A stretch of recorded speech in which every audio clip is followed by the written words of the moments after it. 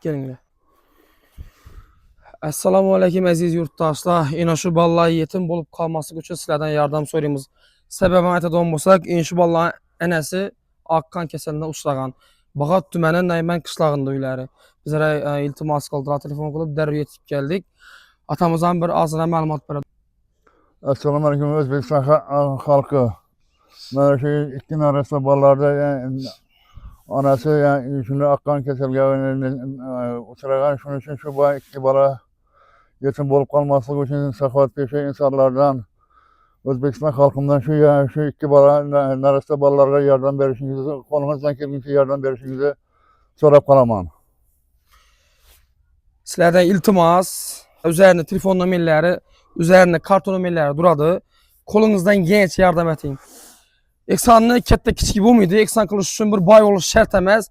5000 so'm kolunuzdan gelen mi teşekkür şu ballar için 5000 so'm. Şu 5000 so'm ötürüp verin şu ballara.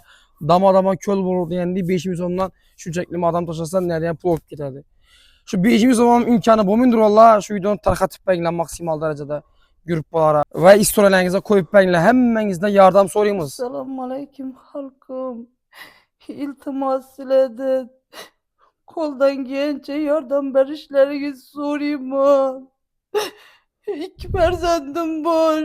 Şular için yaşaşını isteyeyim ben. İltimas sileden. Koldan gelince yardım verirler. Sağ bir şey inşallah.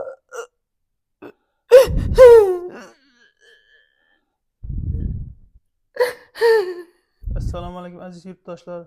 İltimas eden şu ayalımda olaşta yardım berin Hindistan'a gitmişim 60 bin dolar sorup tuttular. Ne oldu? 80 milyona yakın pul yayınlandı. 10 günde. İltimas eden ilacı barınca yardım berin saat 5 insanlar sizlerden yardımlar sorup kalama. İltimas. Şu iki balam için şu ayalım yaşasın. Koldan gençe yardım berinler. Karılarım çiğce gelen. Ne var? Ciğeri işten çıktı. Ciğeren verin hem Akkan. Hava akkan. Apam yaxşı boy geçişi üçün yardım veringlər. Apam bize üçün yaşasın. Apam yaxşı görəmiz bize. Apam için yardım veringlər. İltimas apam yok ateşte istemez. Şu geç zamanda şu videonun istorylerinize koyup beni iltimas eden kollarınızdaki önce dua pati etinler. Köp adamlar tarkatınlar, like basınlar. Belki köp adamlar yetip parar şu ayalım doğa düşün belki yardım verip kararlar. İltimas eden falan mı?